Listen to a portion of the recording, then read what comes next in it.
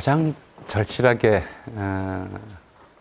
신도들에게 하는 이야기는 회개 아니겠습니까? 항상 회개하라. 회개해야 이제 용서받고 죄 사함을 받고 하늘나라에 가는 거죠. 근데 그렇게 회개를 강조하는 한국 교회가 왜 자신의 과오에 대해서 공개적으로 회개한 적이 없는가? 들어보셨어요? 한국 교회가 일제강점기에 친일행위에 대해서 회개했다든가, 뭐 한국전쟁 전후 시기에 뭐 서북청년단이나 이런 단체들을 만들어서 반인륜적인 행위들을 벌였던 일에 대해서 공식적으로 회개했다든가, 군사독재 시절에 고문한 사람들, 이 고문행위나 이렇게 정권을 잡은 부당한 권력에 협조하고 무슨 뭐 전두환 대통령을 위한, 장군을 위한 조찬기도회 같은 거 만들고 했던 일에 대해서 회개했다거나. 저는 이 회개 없는 한국교회의 역사가 한국교회 자체의 문제를 낳았을 뿐만 아니라 한국 역사 전체가 일그러지는데 굉장히 큰 좀 작용을 했다고 생각을 하고요. 그 첫 번째 잘못 끼워진 단추가 바로 일제강점기 친일행위에 대해서 회개하지 않은 것. 저는 친일행위 할 수 있었다고 생각을 해요. 굳이 그 당시 상황을 본다면. 회개하지 않은 것이 가장 큰 문제였다라고 생각을 합니다. 좀 처음부터 좀 넘어가 보죠. 왜 한국 기독교는 친일행위를 했을까? 이건 친일행위의 문제는 아니에요, 사실은. 친일행위라고 여기다 이름을 붙여놨습니다만 저는 친일행위가 문제가 아니라고 생각을 해요. 왜 그런지 지금 말씀을 드릴게요. 그 전에 먼저 저는 이제 가끔 시내에 나가보면 뭐 종로 애걸이나 이런 큰 이제 교차로에서 예수 천국 불신 지옥 이런 이제 현수막 걸어놓고 계신 분들 봐요. 궁금해요, 그때마다. 저런 현수막을 보고 제 발로 교회에 찾아가는 분은 몇 분이나 될까? 혹시 있을까요? 어르신들도 있을 것 같아요. 마케팅이 하나인 것 같아요. 갈까요? 10만 명에 한 명 정도. 그렇게나 될까요? 저렇게 겁나는 뭐 그럴 수 있겠죠. 겁이 나서 이제 몸이 아파서 자기가 곧 죽을 것 같은데 죽어서라도 이제 천국에 가야 되겠다 싶어서 그걸 보고 가는 사람이 있을지는 모르겠어요. 왜 그럴까? 어떻게 해야 될까? 그런 고민들을 아마 본인들도 하셨을 거예요. 전도. 안 믿는 사람을 예수 믿게끔 하려면 어떻게 해야 될까? 어떻게 해야 되겠어요? 참 어렵죠. 전도라는 게 굉장히 어려운 일이에요. 한 사람의 생각을 바꾸는 일일 뿐만 아니라 인생 전체를 바꾸는 일이잖아요. 어떤 사람이 살아온 인생 전체를, 뭐 어려서부터 이른바 모태신앙이라고 그래서 부모한테 교회 다니는 걸 아예 습관으로 알고 자라온 그런 아이들이 아니라면 다 커서 살아온 사람들의 인생 전체를 바꾸려고 할 때 그 구호 하나로 될까? 그런 생각이 드는 거죠. 어려운 일이죠, 전도라고 하는 것이. 그리고 아무도 없었을 때, 한국 사회에 아무도 없었을 때 전도가 시작된 거잖아요. 우리 태초에 말씀이 있었단 말이에요. 말씀으로 전도를 했던 것이죠. 근데 150년 전쯤, 1880년대쯤 우리나라 사람들이, 우리 조상들이 예수 천국 불신족이라는 말을 들으면 거기에 바로 감격해서 그렇게 교회 나가야 되겠다 그렇게 생각을 했을까? 그러니까 사실 좀 멀리 따져보면 기독교계, 한국 기독교계가 그런데 선교 초창기에 보였던 모습들에는 좀 굉장히 이질적이거나 달리 표현하자면 순수하지 않은 그런 동기들이 어쩔 수 없이 개입될 수밖에 없었어요. 어쩔 수 없이 개입되기 마련이죠.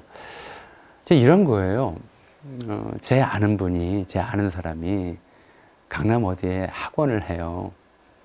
꽤 이제 잘 되는 모양이에요. 학원 문을 열자마자 가까운 데 있는 교회 신자분들이 여럿이 이렇게 오셨대요. 오셔서 그렇게 말씀하시더랍니다. 우리 교회 나오십시오. 그러면 우리 교회 아이들한테 홍보해서 이 학원에 보내드리겠습니다. 자, 이게 선교냐, 전도냐, 비즈니스냐, 좀 헷갈리는 문제죠. 이 사람 고민 많이 했대요. 고민을 많이 했는데, 이제, 교회 아이들이 이 학원 가고, 이 학원에서 이제 돈을 내고, 이 학원은 돈을 벌고, 그리고 또 여기다가 헌금하고, 이렇게 안에서 이제 돌아가는 사이클을 만들어 놓은 건데, 본인은 이게 비즈니스인지 전도인지 잘 모르겠더라, 라고, 저한테는 얘기를 했었어요. 네, 그런 방법도 있죠. 그럼 우리가 전도의 한 방법으로 쓸 수 있다는 거 모르지 않잖아요. 다들 그렇게 해서 하고 있으니까. 자, 처음에 우리나라에 그냥 맨몸으로 들어왔던 그 외국인 선교사들은 어떻게 전도를 했을까요? 학당 만들어서 애들 공부가르치고. 그렇죠. 그러니까 이제 이 분위기부터 좀 봐야 될 것 같아요. 미국에서 우리나라에 이제 처음 개신교를 전도한 사람들이 주로 미국에서 온 사람들이었어요. 초창기에. 여기에는 좀 몇 가지 이유가 있는데, 아마 제가 이 김영민 TV에서 전에도 한번 이 얘기를 말씀드렸어요. 감리교와 장로교가 각각 어떻게 우리나라에 선교사들을 보내게 되었는지 이 말씀을 드렸었는데, 그래서 거기까지는 말씀을 드렸는데, 그에 앞서 미국에서는 대각성 운동이라는 게, 기독교의 대각성 운동이라는 게 벌어져요.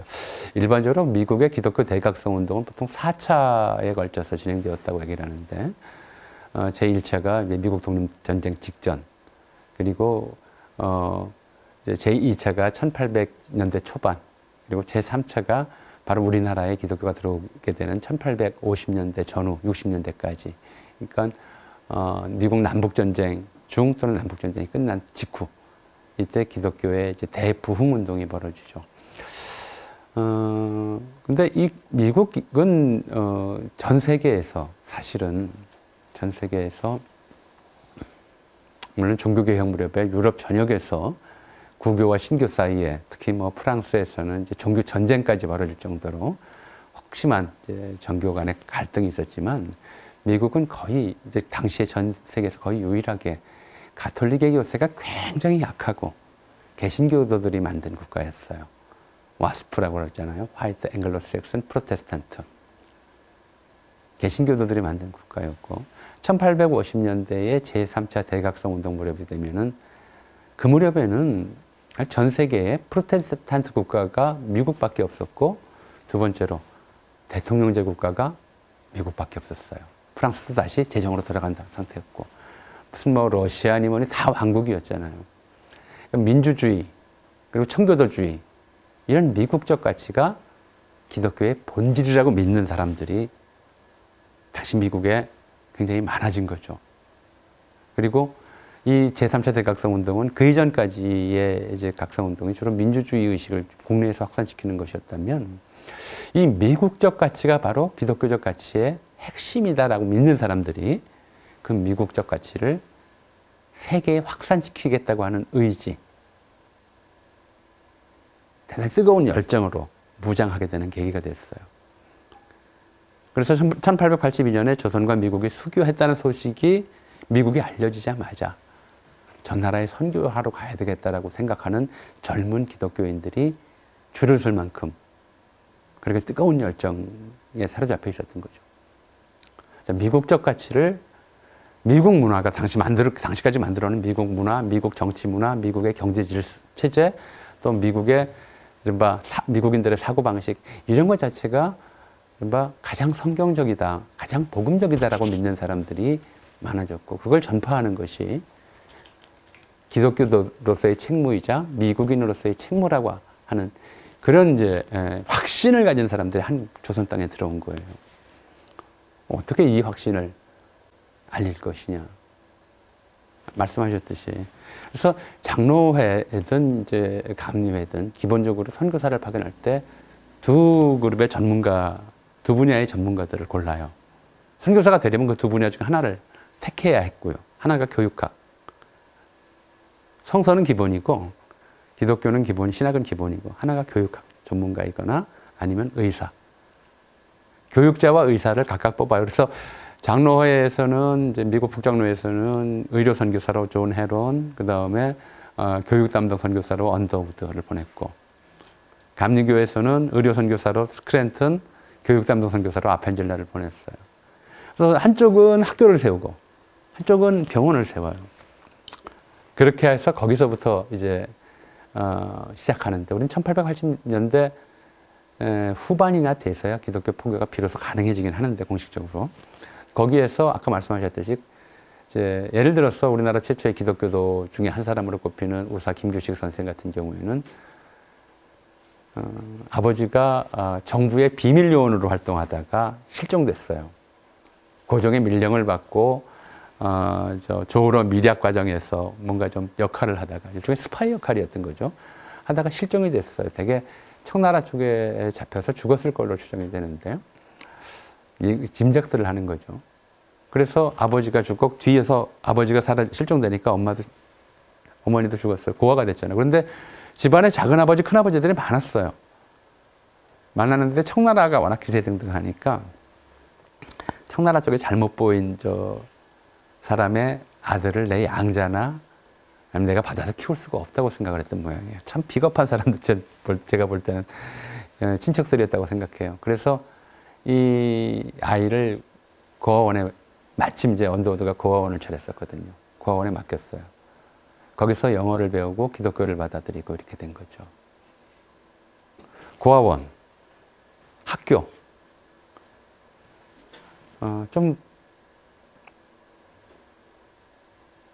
뭐 이런 얘기를 해야 될지 모르겠지만, 일부 이제 그 의료 선교사들이 하는 병원들에서는 이제 가난한 사람들은 무료로 치료하고 돈을 받지 않고 실비, 약값만 받겠다. 뭐 시약소 이런 약을, 아픈 사람 약을 타가시오 이렇게 앞에다 써붙여요.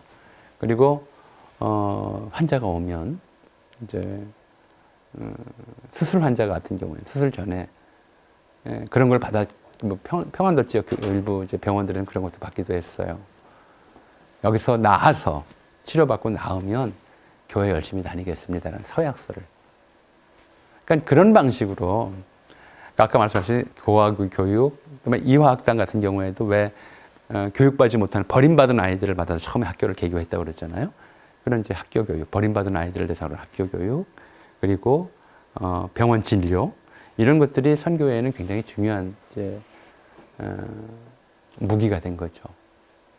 복음으로 접근한 것이 아니라 교육과 의료로서 이제 접근하는 것이 첫 번째였어요. 근데 이렇게 해서 뭐 이제 기독교를 받아들이고 신자가 된 사람들은 그래도 순수해요.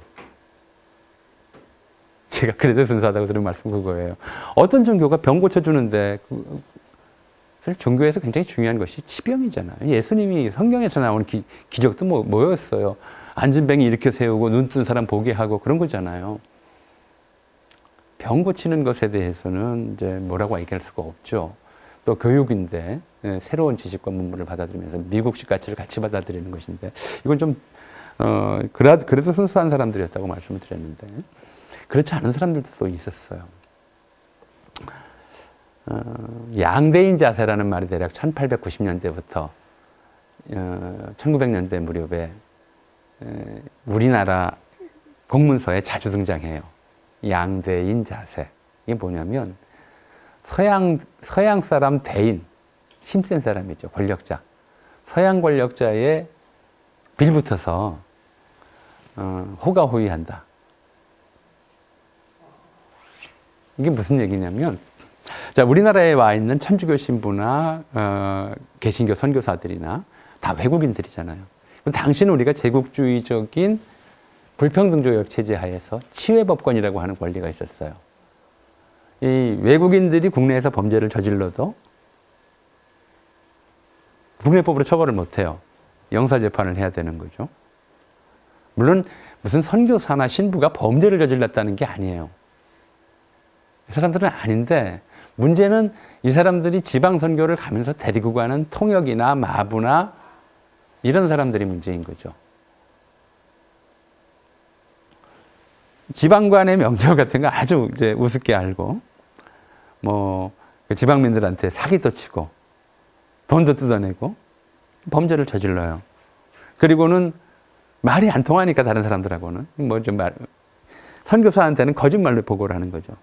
나는 잘못이 없고, 지방관이 나쁜 짓을 했는데, 저 지방관이 이 서양에서 온 대인을 워낙 이게 싫어해서 억울하게 내가 그 대인을 모신다고 해가지고 나를 억울하게 괴롭히고 있다. 뭐 이런 식으로 보고를 하는 거예요. 그럼 이제 외국인 선교사는 지방관한테 가서 항의를 하는 거죠. 항의 정도가 아니라 뭐 심지어는 이제 지방의 학업 관리들을 잡아다가 구타하거나 때로는 총을 들고 쏘는 사례들도 있었어요. 근데 그래도 조선 정부는 이걸 체포해서 처벌할 수가 없어요. 그래서 이로 인한 분란들이 곳곳에서 일어난 거죠. 뭐 제주도 천주교도로 인한 이제 제주도의 그렇죠? 난리가 나기도 했고, 황해도에서도 역시 그런 일이 있었고, 경상도 일대는 이제 개신교와 관련해서 그런 일들이 굉장히 많았어요. 이런 걸 양대인 자세라고 그래요. 서양 사람한테 빌붙어서 힘을 막 이제 불법적인 행위를 하는 그런 사람들이 일부 들어가요. 이 사람들에게는 기독교가 영혼을 구제하는 수단이 아닌 거죠. 영혼을 구제하기 위해서 교회에 간 게 아니라 힘을 얻기 위해서 간 거예요. 서양의 힘을 얻기 위해서. 또 하나 이런 게 있어요. 양대인 자세. 그러니까 이러다 보니까 평안도나 황해도 일대에서 나타난 사례들인데, 한국 상인이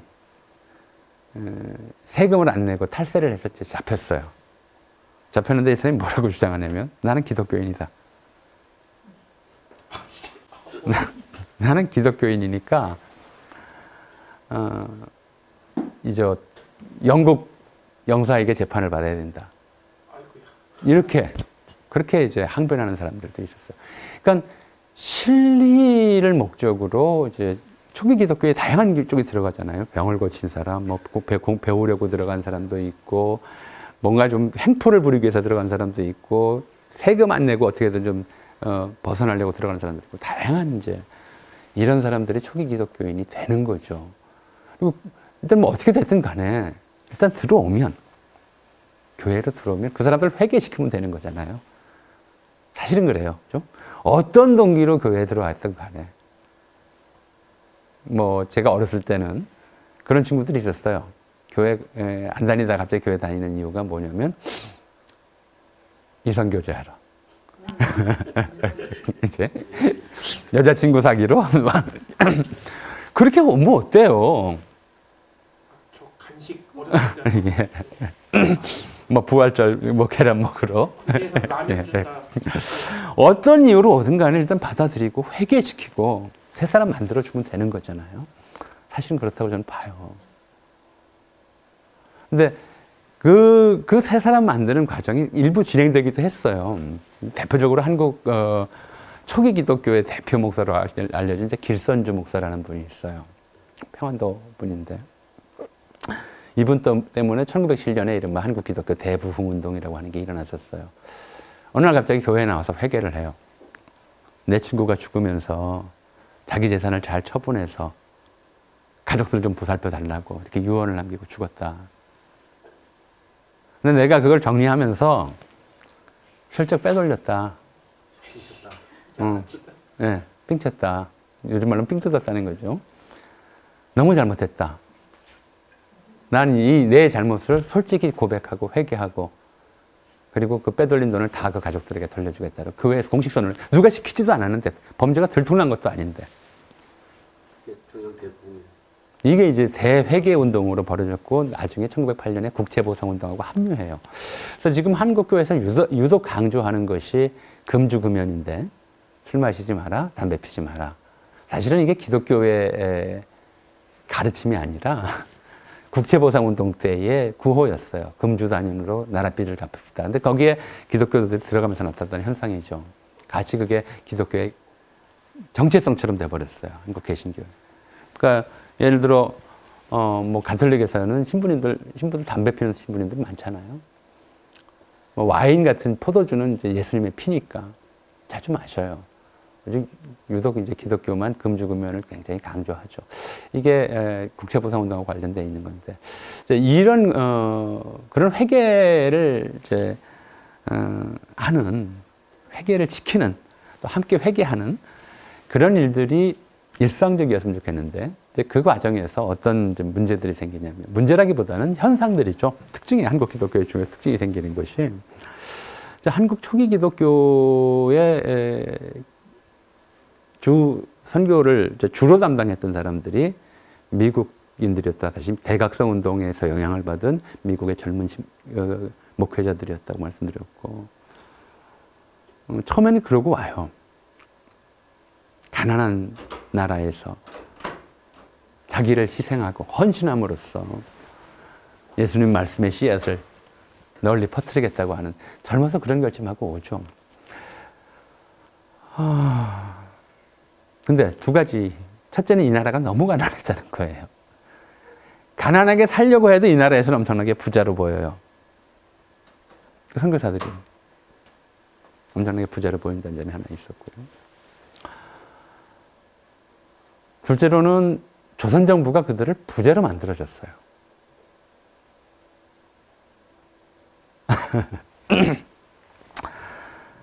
외국 나라의 독립이 풍전등화인 상황에서 독립을 지키기 어렵다. 일본이 이제 우리나라를 언제 집어삼킬지 모르겠다는 그런 심각한 상황에서 고종은 미국이라든가 유럽 각국이라든가 열강이 도와주기를 바랐어요.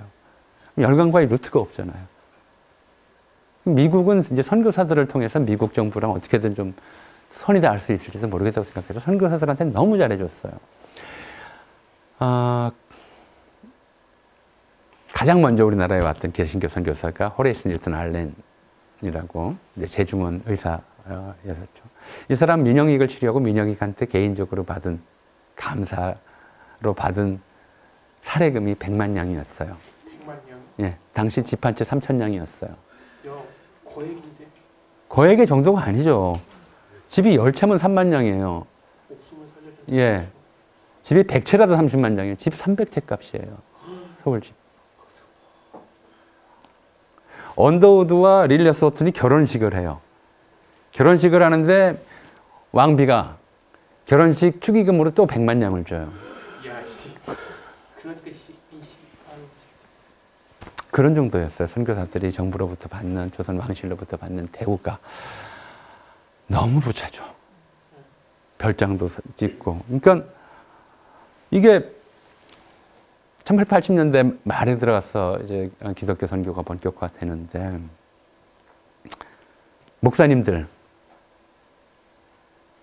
목사님들이잖아요. 언더우드 목사님, 그죠? 아펜젤러 목사님. 조선정부 고관보다 더 잘 사는 거예요. 그렇잖아요. 더 부자예요. 뭐 알렌은 조선 최고의 부자가 비슷했었어요. 뭐 인천에다가도 양화진에가도 각각 별장 갖다 놓고 그러고 살았으니까. 가난한 목회자라고 하는 이미지가 안 만들어진 게 첫 번째 문제였어요.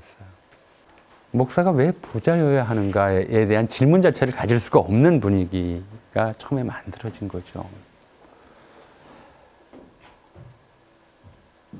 두 번째로는 이제 이 미국적 가치라고 하는 것이 민주주의라고 하는 점에서는 유럽적 가치하고 좀 다르고 일본적 가치하고도 완전히 상충되는데,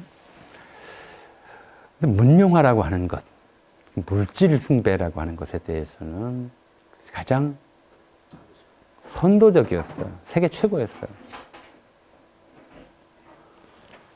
종교가 뭐 기독교든 천주교든 불교든 말할 것도 없이 모든 종교가 가르치는 것은 물질은 더럽다는 거였어요. 마음이 가난한 자여 복이 있나니 잖아요. 마음이 부요한 자여 복이 있나가 아니란 말이에요. 가난한 자들, 고통받는 자들, 수고하는 자들, 무거운 짐진 자들. 예수 그리스도가 강조하는 건 그분들이었다. 그런 사람들이었단 말이에요. 그들과 함께 하라고. 그들을 위해서 살라고. 제자들에게 그렇게 가르쳤잖아요. 초기 로마 교회, 로마의 이제 베드로 교회나 베드로와 바울이 다스리던 로마 교회가 부자들의 종교가 아니었잖아요. 근데 미국은 이제 프로테스탄트 자본주의의 이른바 가장 이제 선진적인 나라로 이렇게 되면서 그것을 기독교랑 묘하게 연결시켰어요. 미국이 부유한 것은 무엇인가? 왜 그런가? 미국이 잘 사는 건 왜 그런가? 기독교 때문인가? 자본주의 때문인가? 미국인들이 이른바 노예 해방을 일궈내고 독립전쟁을 이뤄내고 신분차별 없는 그런 평등한 국가를 만들어놔서인가? 아닌가? 이런 질문들에 대해서 미국식 기독교는 이제 아주 쉽게 설명하려고 했던 거죠.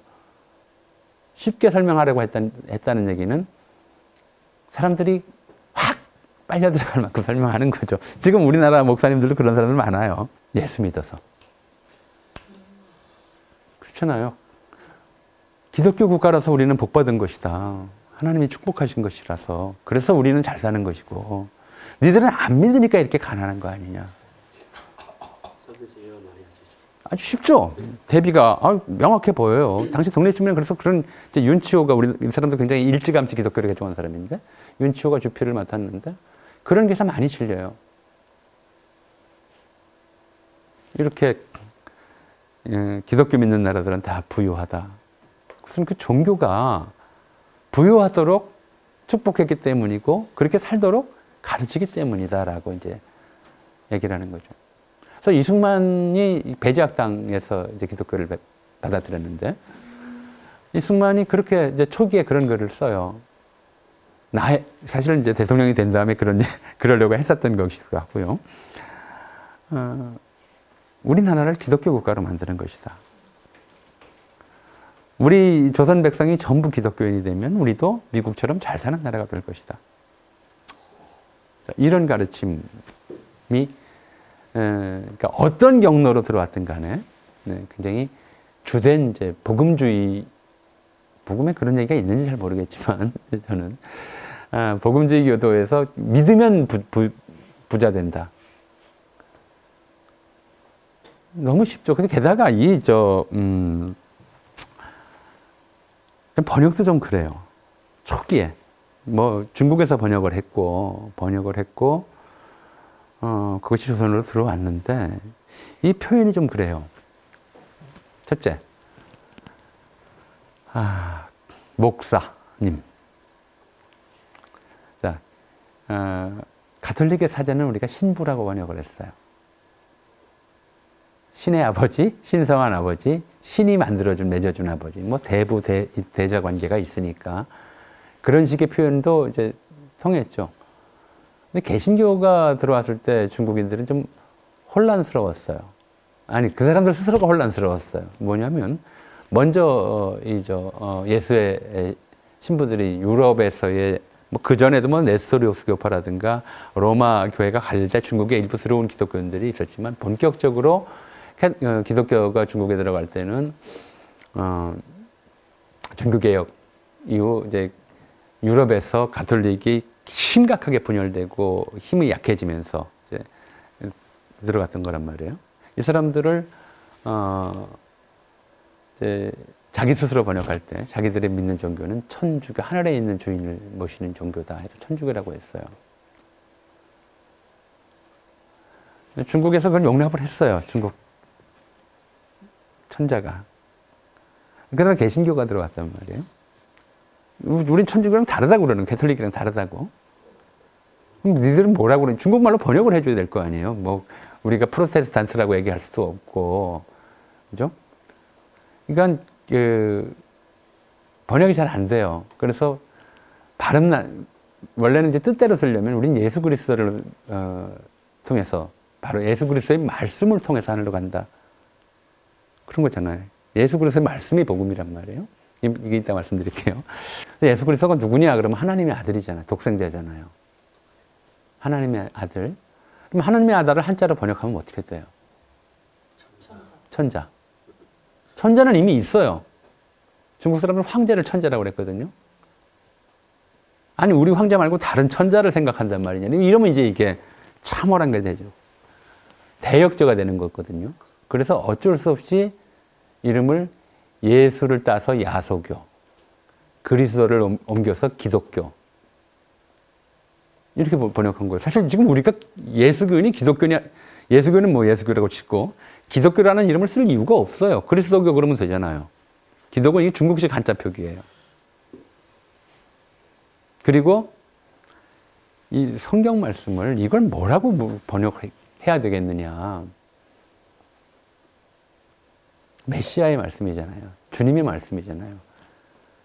뭐 주언, 그죠? 주언 아니면 뭐 그리스도언 이렇게 해도 될 텐데 중국인들이 이해하기 쉽게 하려고 복은 원래 하늘이 내리는 전통적인 개념이에요. 하늘이 주는 뭔가 이제 물질적 혜택인 거죠. 새해 복 많이 받으세요. 기본적으로 이 복이라고 하는 것은 주로 물질로 표현돼요. 복권. 복 받는 증서잖아요. 그럼 복권을 당첨되면 뭐 받아요? 돈. 그렇죠. 헷갈리는 거예요. 복음이라고 번역을 해버리니까. 그리고 이제 개신교의 포교사들이죠. 그 다음에 종교의례의 주제자들이고 이 사람들은 또 목사라고 번역을 했어요. 이 목자가 뭐예요? 양치는 사람이에요. 양치는 스승. 그럼 이제 일반 사람들은 졸지에 양이 돼버린 거죠. 근데 뭐 어쨌든 좋습니다. 이런 좀 복이라고 하는 것을 현세의 물질 또는 이제 물질로의 보상, 물질적 보상 이런 것들하고 혼동하게 만드는 용어적 문제가 있었고 여기 온 기독교 선교사들이 너무 잘 살았다는 것도 문제가 있었고 그리고 기독교 국가들이 다 잘 사는 나라라고 하는 믿음이 또 문제가 있었고 문제라기보다는 그게 현실이었으니까 그러니까 자연스럽게 기독교 포교의 하나의 방식이 예수 믿으면 복 받고 물질적 보상이죠. 복 받고 잘 살고 나아가서 나라도 부강해진다라고 하는 성경 어디에도 없는 이야기가 이제 하나의 한국 교계의 일종의 불문율처럼 자리 잡았어요. 이게 일찌감치 시작된 일이죠. 이게 해방후 교회나 최근 교회에서 나타나는 일종의 좀 변질 현상이라기보다는 기독교가 사람들을 새로 모아들이는 방식에서 또한 모아들인 다음에 그들에게 보여준 선교사들의 삶의 방식에서 그리고 선교사들을 통해서 알게 된 미국이라는 나라의 압도적인 힘 앞에서 한없이 한국 교인들이 작아지고 영적인 문제를 고민하기보다는 좀 더 세속적인 문제들에 대해서 이왕이면 다 좋고 좋은 게 좋은 거 아니냐. 그죠? 뭐, 영원히 구원받는 것도 물론 중요하지만, 살아서 행복하게 사는 것도, 잘 사는 것도 중요한 게 아니냐는 이 두 가지를 다 만족시켜 줄 수 있는 걸 종교인 것처럼 돼버렸던 거죠. 그래서, 또 실제로, 교회 다니면서 이제 일반적이지 않은 보통의 조선 사람 또는 보통의 한국 사람들이 얻기 어려운 기회를 얻는 경우도 종종 있었어요. 그럼 각 교회들은 어떤 역할들을 했냐면, 물론 이제, 풍속개량이라고 하는 것들이 좀 있었어요. 풍속개량이라고 하는. 이제 이게 그 1907년, 이후에 대부흥운동과 국제보상운동과 결합돼서 금주금융운동이라고 말씀드렸는데 그 이후로는 교회에서 세례를 줄 때 세 가지를 꼭 물어봤어요. 풍속개량과 관련해서. 그러니까 근대화의 싹이다라고 볼 수 있는 건데 뭘 물어보냐면 첫째, 술을 끊었습니까? 네. 둘째, 담배 핍니까? 끊었습니다. 셋째, 첩이 있습니까? 근데 되게 이제 금주금연은 성공하는데 첩 없이 못 사는 게 아니에요. 목사님이 세례를 주면서 이 사람은 아직 첩이 있어서 세례를 줄 수 없다 이렇게 이제 뭐 1908년 9년 뭐 세문안교회 세례문답서 같은 게 나와요. 그런 기록들이. 첩을 왜 못 끊냐면 끊는다고 얘기하는 게 좀 우습지만 첩을 쫓아내는 거잖아요. 쫓아내면 이 사람의 생계를 끊는 거예요. 남의 첩이 된 사람은 다 나름대로 사정이 있고 어려워서 남의 첩이 된 거잖아요.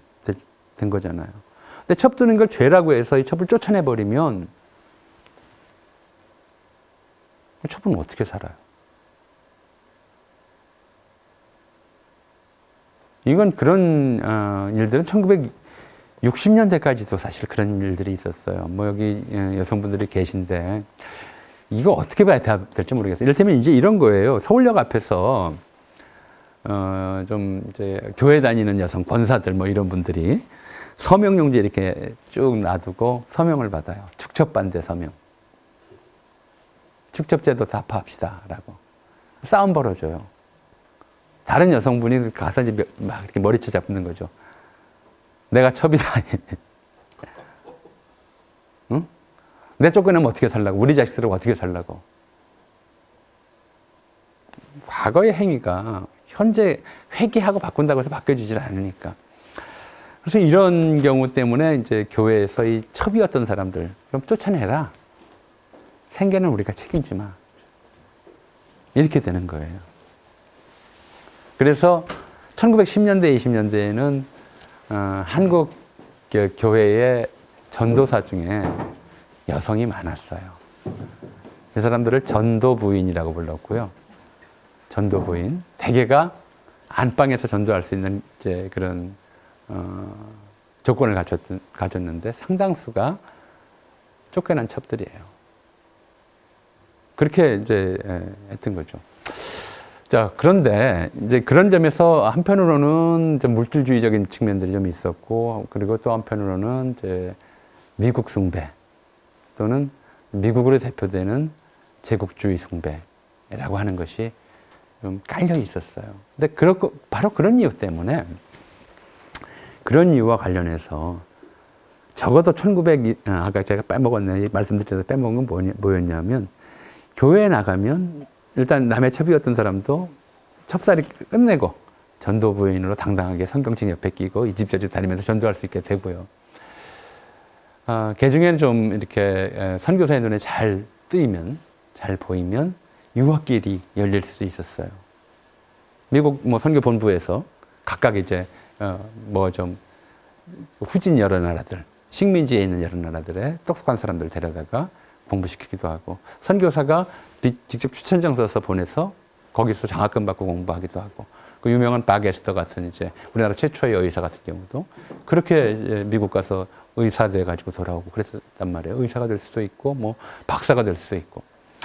그러니까 여러 가지 이제 좀 물론 이제 봉사라고 하는 뒷일이 남지만 뭐가 그건 하기 나름이고, 그런 어떻게 보면 세속적인 출세의 기회도 교회가 제공해주는 부분들이 있었기 때문에 그런 것들이 이제 교회의 외연을 넓히는데 참 많이 도움이 됐죠.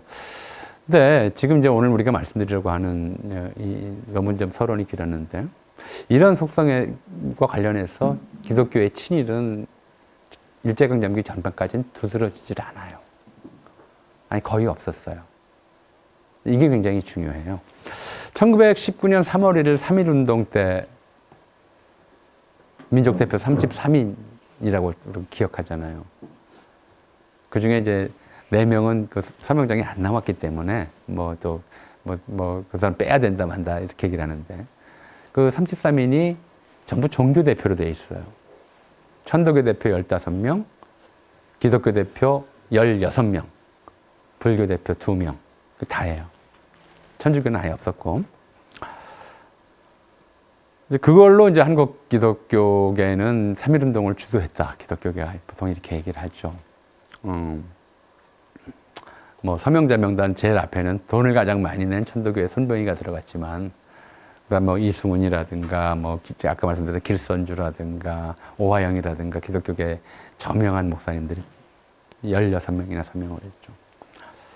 그 대한민국 임시정부가 초대 대통령으로 이승만을 추대를 했죠.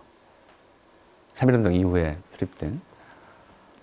이승만은 배제학장을 나온 아주 이제 이른 시기에 기독교로 개종한 감리교 신자였어요. 근데 대한민국 임시정부가 그렇다고 해서 무슨 그 이전까지 우리 국권회복운동이나 독립운동에서 이승만이 혁혁한 공을 세운 것은 아니었어요.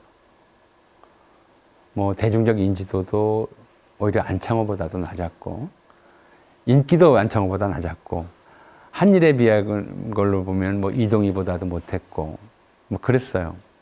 근데 왜 이승만을 그때 초대 대통령으로 이제 임시정부 대통령, 초대 대통령으로 추대함으로써 해방 후 이게 이승만의 엄청난 정치적 자산이 됐는데 왜 그랬을까?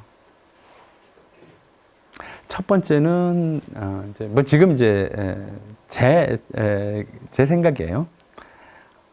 쉽게 말하면 역사학계에서 공인된 다수 의견은 아니다라는 정도로 말씀드릴게요. 아직 그 얘기들을 정확하게 하고 있지를 않으니까. 첫째는 독립운동했던 사람 중에서는 그래도 드문 전주시라는 점을 고려했어요. 당시만 해도 3.1 독립운동을 벌여놓고서도 그 다음에 공화정을 수립해야 된다고 하는데 동의하지 않은 사람이 많았어요. 이시왕조를 부활시켜야 된다고 하는 사람들이 많았기 때문에 그들을 끌어들이려면 어쨌든 간에 이시왕조와의 연결고리가 좀 있어야 된다라고 하는 생각이 있었던 것 같아요. 두 번째가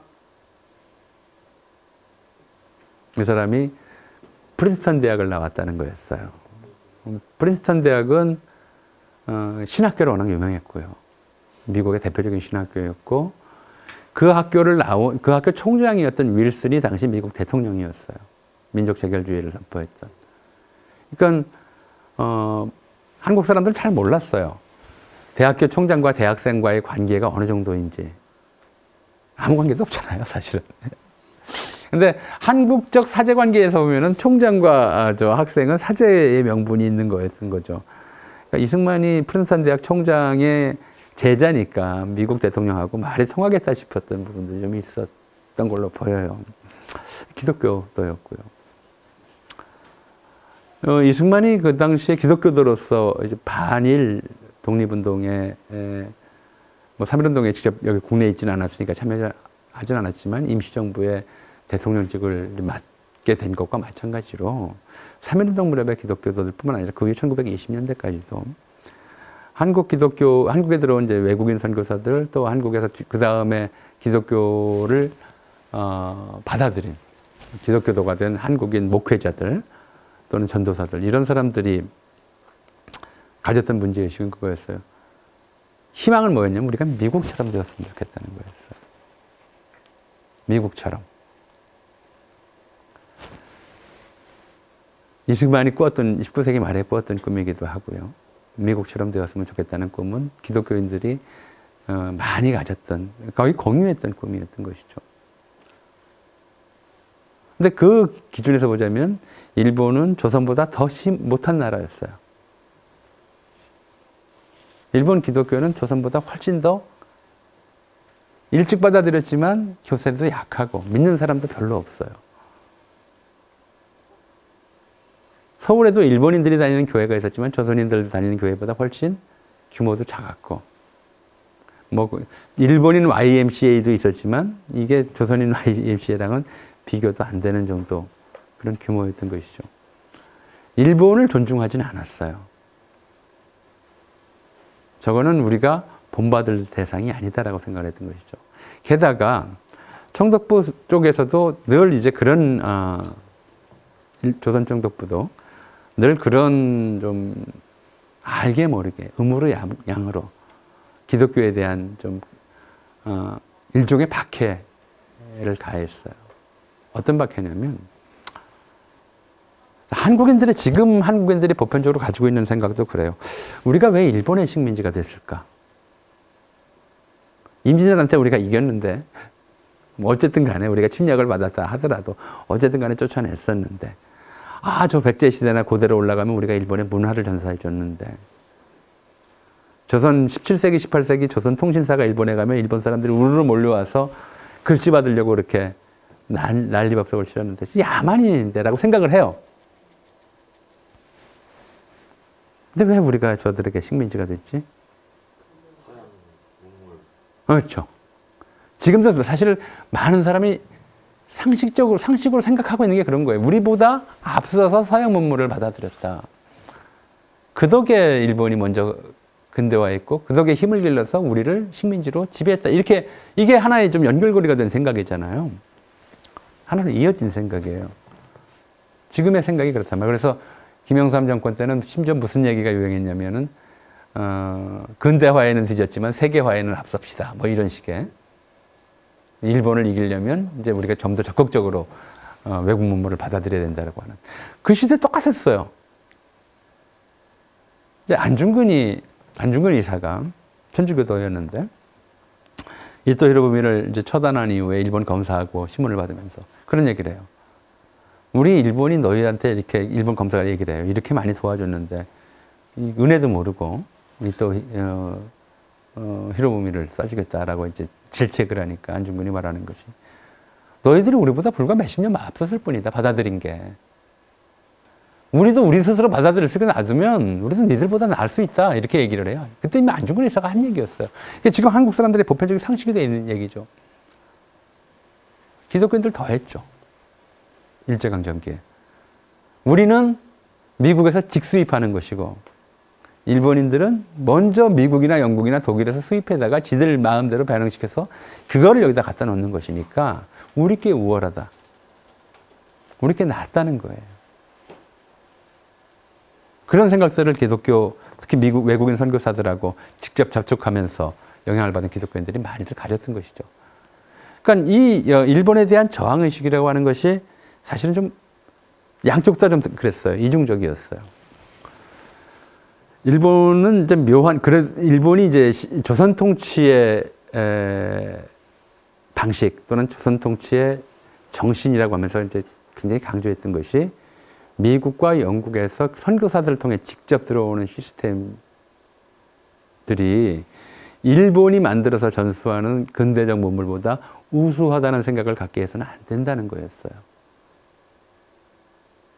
말이 좀 어렵죠. 쉽게 얘기하자면 조선 총독부의 관립학교, 관립병원, 관립유치원 이런 것들이 선교사들이 세운 사립학교, 사립유치원, 사립병원보다 반드시 뛰어나야 된다. 시설도 좋고 교수진도 좋고 그리고 졸업생들에 대한 처우도 더 좋아야 된다. 이런 원칙을 사실은 세웠어요. 그래서 조선 총독부 의원이나 나중에 경성제국대학하고 세브란스하고 계속 경쟁했고요. 뭐 이런 식의 경쟁을 시켜요. 늘 어떻게든 이른바 선교사들이 세운 것이 총독부가 세운 것보다 못해야 된다는 것이죠. 이 총독부의 지침이었어요. 그런 속에서 이 선교사들은 외국 선교사를 자금 직접 들어와서 받아서 이렇게 이제 학교도 만들고 병원도 만들고 해서 운영을 해왔었는데 총독부가 이제 그런 식으로 견제하고 있는 걸 아니까 그 견제에 대해서 또 이제 헤게모니 경쟁을 하는 거죠. 실제로 뭐 글로서나 아니면 설교로서나 그런 얘기를 우회적으로 늘 비판해 왔던 거죠. 그러니까 어떻게 보면 미국 기독교를 매개로 한 미국적 가치나 미국적 이상과 기독교를 매개하지 않고 일본 신도를 직접 매개로 하는 종교적으로 보자면 일본적 가치라고 하는 것은 조선인들의 의식을 이제 망한 나라니까 과거에 더 이상 우리가 과거의 전통에서 자랑스러운 걸 찾지 못하고 방황하는 조선 사람들의 한국인들의 의식이나 정신을 빼앗기 위해서 지배하기 위해서 경쟁하는 관계에 있었던 거죠. 이런 경쟁 관계가 이제 기독교도들이 3.1운동 당시에 대거 여기에 참여하게 되는 계기가 됐던 것이고 그렇다 보니까 일본도 기독교도들을 가장 위험시했어요. 또 3.1운동의 소식이 외국으로 알려지는 것도 국내에 들어와 있는 미국인이나 유럽인이나 이 사람들 되게 기독교도들이었고요. 이런 특파원들 또 그 유명한 지금 옥인동에 가면 이제 딜쿠샤라고 하는 건물이 있죠. 광산 기사로 왔다가 UPI 특파원도 통신원도 겸하고 온 사람이 3.1운동 소식을 전 세계에 알렸다고 그러잖아요. 이런 일들 때문에 기독교계가 바로 이 3.1운동 소식을 외국으로 흘려보내는 중심이고 또 여기서 반일, 일본의 통치에 대해서 정신적으로나 사상적으로나 종교적으로나 승복하지 않는 집단이다라고 하는 그런 생각 때문에. 그래서 제암리교회 학살사건 같이 수원 제암리처럼 기독교도들이 많은 지역에 대해서는 총독부 군경이 일본 헌병이나 총독부 경찰이 특히 가혹하게 탄압을 했던 사례들이 나온 거죠. 그러니까 1910년대, 20년대까지 한국 기독교에 대해서는 신의를 얘기할 이유는 없어요. 이 사람들은 주로 반일적이었어요. 특히 이른바 어떻게 보면 문화적이거나 문명적으로 자기는 이제 조선인이지만 미국 문화를 직접 받아들일 수 있는 그런 위치에 있다고 하는 자부심 이런 것들이 있어서 일본의 이른바 이데올로기적이거나 종교적이거나 또는 정치적인 각종 담론 공작에 잘 흔들리지 않았죠. 1937년에 중일전쟁이 일어나고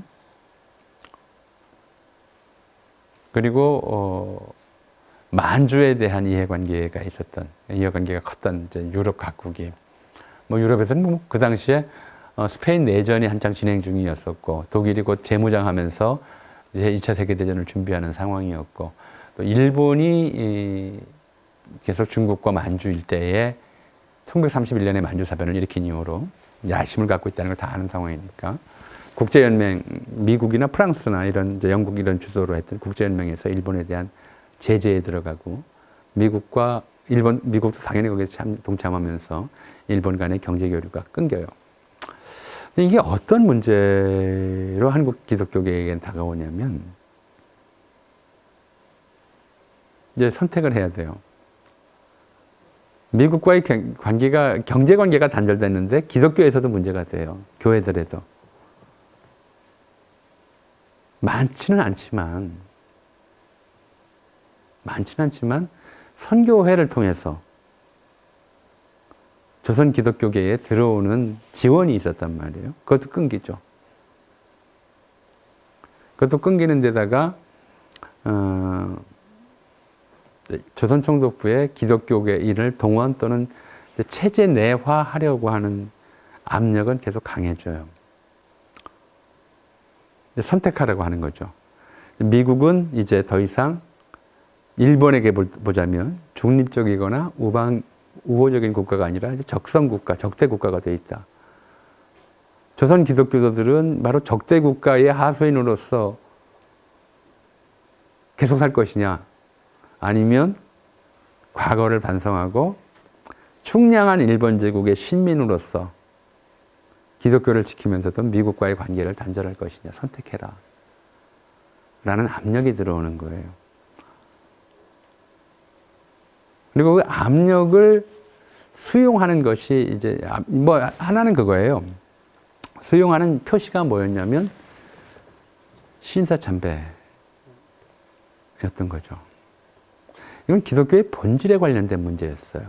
친미냐 친이냐를 떠나서 기독교의 본질과 관련된 문제였어요. 1938년, 7년부터 이제 이런 요구가 시작되는데 이건 일반 다른 쪽에서 마찬가지고. 신사가 뭐죠?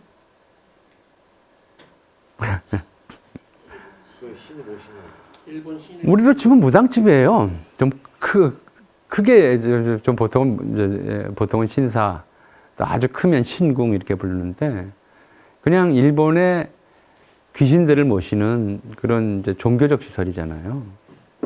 곳곳에 다 있어요. 종교 시설이란 말이에요.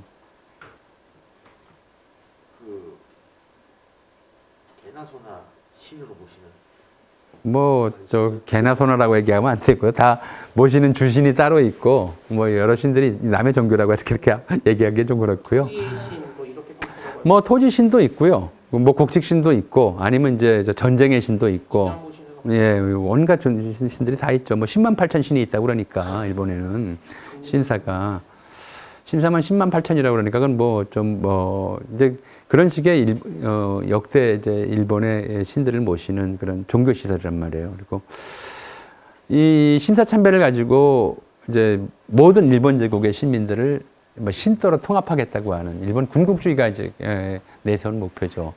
신도로 통합함으로써 황국 시민으로서의 충성심을 고양하고 그리고 이 전 비상시국에 있어서 모든 일본 제국 판도내에 있는 사람들이 일본 천황의 명령에 따라 목숨을 버릴 수 있는 그런 사람으로 바꿔놔야 한다라고 하는 일본의 그 황도, 그러니까 천황제 군국주의자들이 만들어낸 이데올로기인데 그 이데올로기를 이제 다른 종교인들에게도 받아들이라고 요구한 걸 받아들이지 못하면 일본 제국 신민의 자격이 없다라고 하는 거였어요. 이제 조선 기독교계 내 이제 중대한 위기 국면이 닥쳐온 거죠. 위기가 어떻게 할 것이냐. 자기 조상 모시는 제사도 폐지한 사람들이 남의 나라 귀신을 모셔야 될 것이냐. 예. 1938년에 평양에, 거기가 이제 한국 기독교에서 기독교가 제일 셌던 곳이에요. 평양에 조선 노회 목사들이 모여서 결의를 해요. 신사참배는 이것은 종교의례가 아니고 국가의례다. 라고 자기 마음대로 해석을 하고 신사참배를 하기로 결의를 해요. 거기 참석했던 미국인 목사 한 사람이 도대체 이게 말이 되냐고 막 이제 항의를 했죠. 이게 말이 되느냐? 이게 어떻게, 이게 무슨 일본 국기에 대한 경례라든가 이런 거라면 그래도 국가의 의례라고 하겠는데 일본 귀신들한테 참배하는 것이 어떻게 그게 우상숭배가 아니고 어떻게 국가 의례냐. 결국 이제 1938년부터 40년 사이에 미국과의 전쟁 직전에 여기 와 있던 외국인 선교사들은 다 추방당해요. 일본은 다 추방해요. 일단 그렇게 해서 미국과의 관계를 끊죠. 미국과의 관계가 끊어지니까 남아있던 이제 한국인, 조선인 목사들은 선택의 여지가 별로 없어요. 별로 없다는 얘기가 무슨 얘기냐면 이제 둘로 나뉘는 거죠. 한쪽은 신사참배를 수용하자. 한쪽은 이거는 기본적으로 기독교의 본질에 어긋나는 것이다. 우상 숭배하지 마라가 가장 중요한, 그죠? 우상 섬기지 말라는 것, 나 외에 다른 신을 섬기지 말라는 것이 가장 중요한 이제 성서의 가르침인데, 그럼 어떻게 해? 그럼 어떻게 할 수 있느냐는 거죠. 그러니까 일본은 이제 신사참배를 거부해요. 자, 여기서부터 이제 저는 수용할 수 있다고, 있었다고 이해는 안 되지만, 그것까지 말씀 좀 드릴게요. 그럼 신사참배가 어떻게 진행되는 거냐면, 참배일에는 모든 교인을 이끌고 신사로 가요.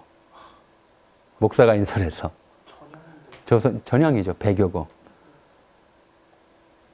신사참배일이라고 하는 것이 이제 조선신공 참배일이라고 하는 것들이 지정돼서 각 단위교회로 내려가면 목사가 신도들을 이끌고 가서 신사참배를 해요. 그리고 일반 주일에는 뭘 하냐면 교회에 들어가면 앞에 이제 십자가가 있고 설교대가 있잖아요. 동쪽에다가 가미따나라고 하는 작은 신사 축소판을 설치해 놔요. 그래서 예배를 1, 2부로 나눠서 드려요. 1부는 신사참배예요. 일본인들이 하는 것처럼 그거 있잖아요. 일본 영화 보면 많이 나와요. 일본 사람들 보면 신사에 가가지고 꼭 박수 2번 치고 절하고 하는 거. 그렇게 일본 신사의 가미따나의 절을 하고 2부 순서를 이제 기독교 예배로 하는 거죠. 이게 기독교 예배냐. 심지어 목사 연성회라고 하는 것들을 해서 각 목사들을 이제 총독부가 동원해서 목사 연성회라는 걸 해요.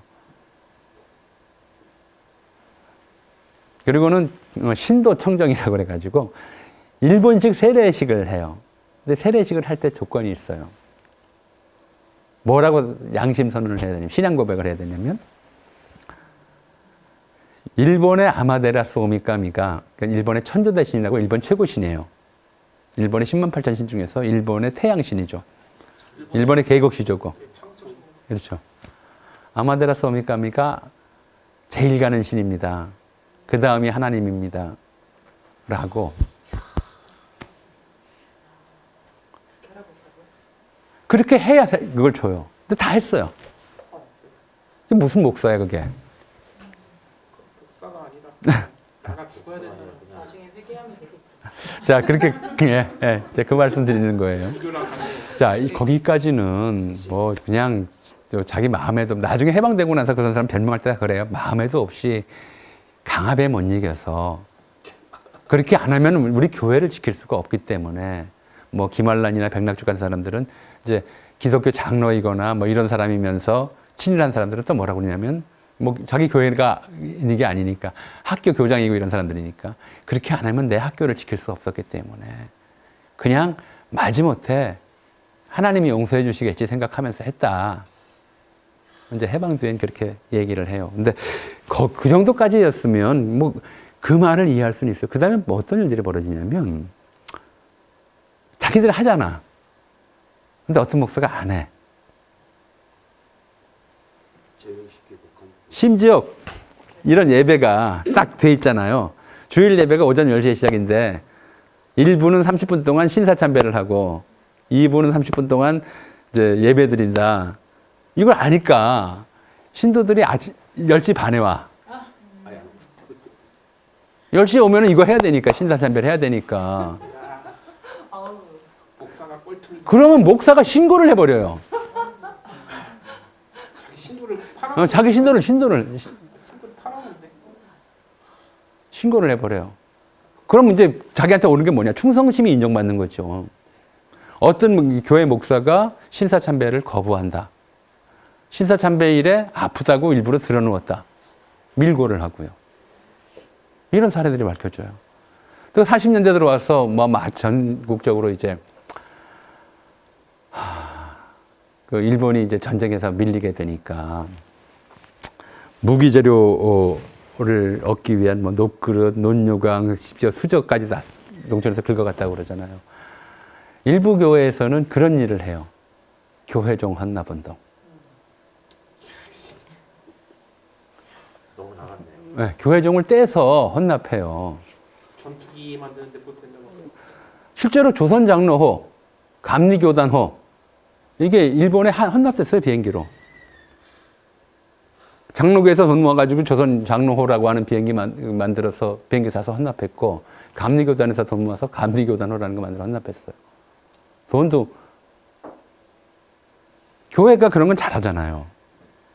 헌금합시다. 요즘이야 이제 감사헌금, 건축헌금 무슨 뭐죠 있지만 그때는 국방헌금, 애국헌금 그랬어요. 잘 거둘 뿐만 아니라 잘 안 내는 사람들 야단치는 것도 잘했어요. 삥을 뜯어. 그때나 지금이나 그죠? 이건 우리 교회가 비애국적이라고 하는 무슨 뭐 신호가 될 수 있으니까 열심히 내라, 헌금해라.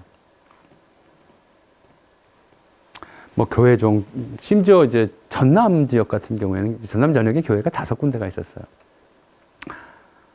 3군데를 폐쇄해요, 감리교에서. 3군데를 폐쇄하고는 그 교회 건물과 부지를 팔아서 그 돈을 헌금해요. 교회 하나만 남겨두고. 그러니까 그때 그 무렵에 뭐 기독교에 새로 들어갈 마음을 품을 이유가 없었어요. 한국 사람들이. 미국과의 관계도 끊어졌고. 가면 돈을 보통 사람보다 더 뜯기거든.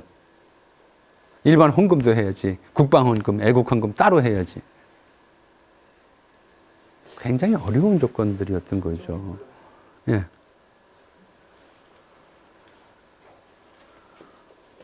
그래서 뭐 주기철 목사라든가 이제 신사참배 끝까지 거부하다가 옥고를 치르고 결국 이제 돌아가신 분들이 있죠. 또 일부는 아예 목회 그만두고 산속에 은거한 분들도 있어요. 또 다른 일부는 이제 그런 식으로 뭐 여러 종류가 있어요. 마지못해 친일한 사람들이 있고 그 친일을 통해서 자기 존재를 드러내고 힘을 키우려고 했던 힘 있는 사람들이 있었고요. 그리고 대략 1938년부터 1945년까지 한 7년 동안에 한국 기독교계는 이제 전면적으로 그 사람들만 남는 거죠. 큰 교회, 살아남은 큰 교회들, 이런 것들은 친일을 적극적으로 한 사람들. 비행기 헌납하고 돈 많이 걷어서 국방헌금하고 신도들을 잘 갈취해서 총독부에 바친 사람들. 이런 사람들이 이제 한국 교계의 지도자가 된 것이고, 신사참배 거부하고 일본의 전쟁 협력을 거부하고 했던 사람들은 죽거나 목사직 박탈당하거나 아니면 산속에 들어가서 그냥 숨어 지내거나 이렇게 되는 수밖에 없었어요. 그리고 45년 8월 15일에 해방이 되죠. 제가 처음에 그렇게 말씀드렸어요. 회개하라. 회개했어야 될 거 아니에요. 실제로 회개 운동이 벌어져요.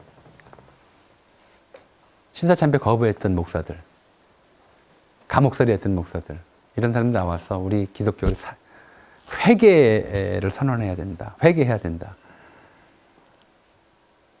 일본 군국주의에, 일본 침략주의에 그렇게 협조하고 그렇게 아부해서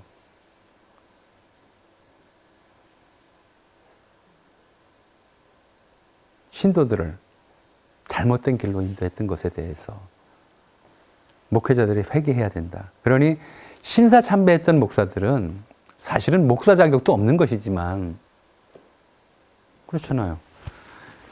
수많은 순교의 역사가 전부 그런 것들 때문에 일어났단 말이에요. 이교도 숭배를 거부하다가 우상 숭배를 거부하다가 목숨을 잃었단 말이에요. 수많은 기독교의 순교자들이 그렇게 나왔는데 어떻게 목사라고 하는 직함을 갈고 일본의 귀신 앞에 절을 했던 그 부끄러운 과거를 회개도 하지 않고 그냥 덮을 수 있을 것이냐. 그래서 그렇게 목사직을 내놓는 건 좀 과하고 그냥 3개월만 자숙하자. 석 달만 스스로 목사 자격 내려놓고 반성의 시간을 갖자. 근데 그조차 안 돼요. 그것도 거부하는 거예요. 심지어 무슨 얘기까지 나오냐면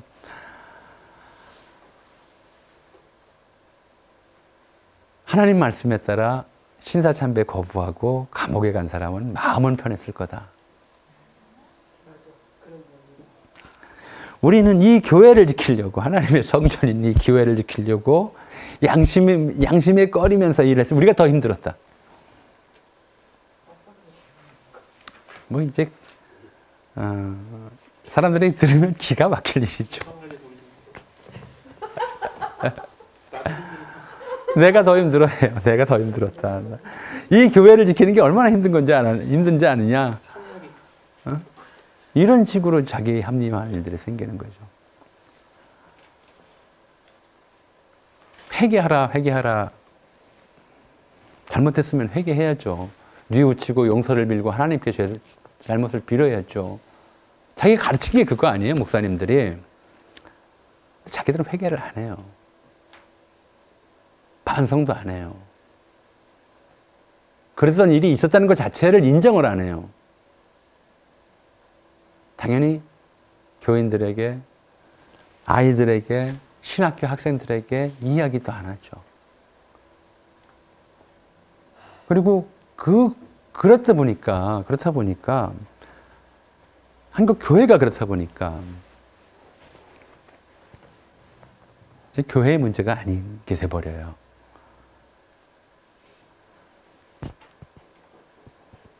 한번 보죠. 이 가톨릭에서 일어난 일인데, 67년도에 바티칸 제2차 공의회가 열려요. 전 세계 주요 주교들이 모여서 이제 사목헌장, 모든 이제 가톨릭 성직자들이 취해야 될 태도에 관해서 강령적 선언들을 만들어내는데, 그 중에 하나가 뭐였냐면 정교 분리의 원칙이에요. 종교인은 세속 정치에 관여해서는 안 된다. 라는 건 이제 종교개혁 이래 정교 분리의 원칙은 아주 일관된 원칙이었어요. 엄청난 이제 교회가 직접 세속 정치에 관여함으로써 빚어낸 엄청난 일들이 있었으니까. 그럼에도 불구하고 교회는 정치 현상에 대해서 윤리적 판단을 내릴 의무가 있다고 선언을 해요.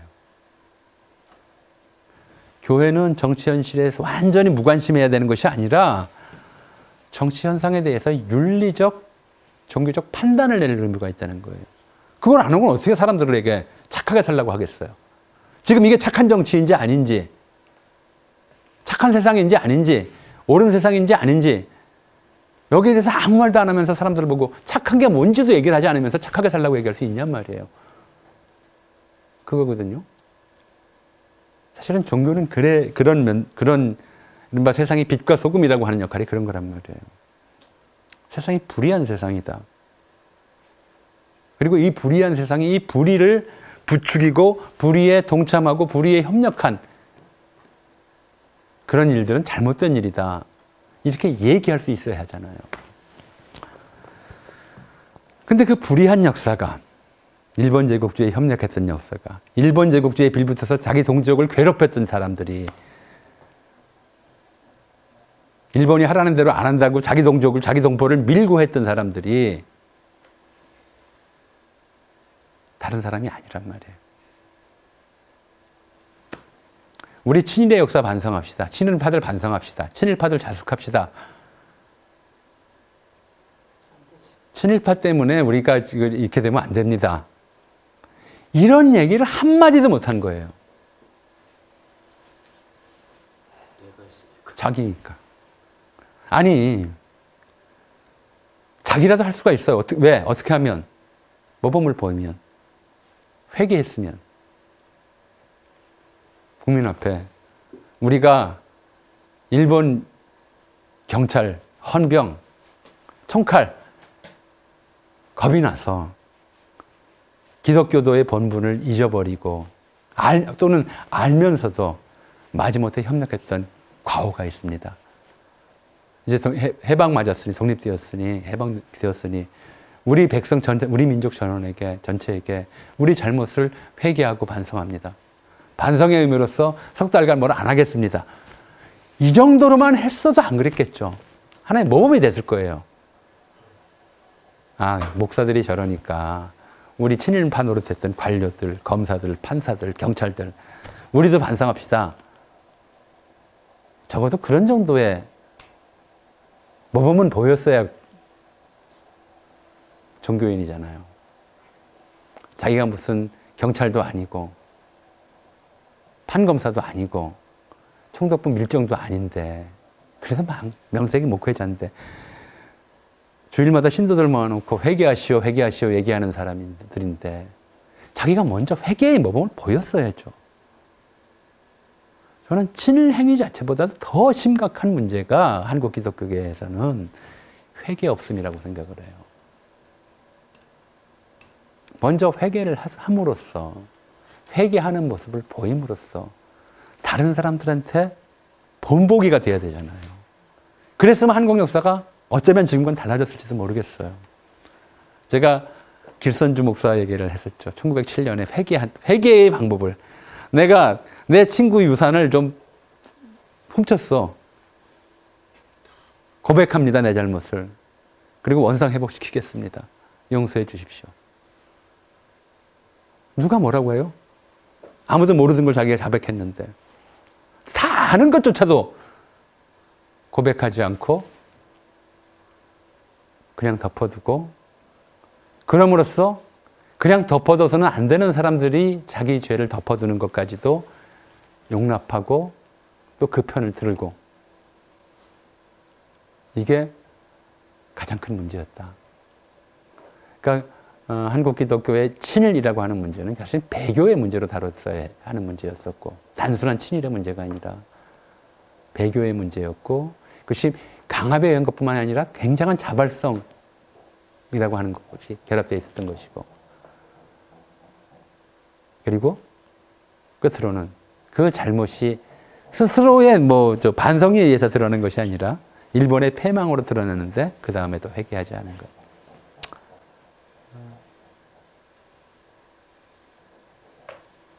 근데 마지막으로 한 말씀 드릴게요. 제가 우리 벙커원 교회에서 들기에는 좀 저로서도 연구스러운 말씀입니다만, 회개는 언제 해도 늦지 않다. 지금이라도 한국 교회의 집단적 자성과 회개, 과거사 전체에 대한 이건 필요하지 않을까 싶습니다. 예, 제 이야기 마치겠습니다. 질문 있으면.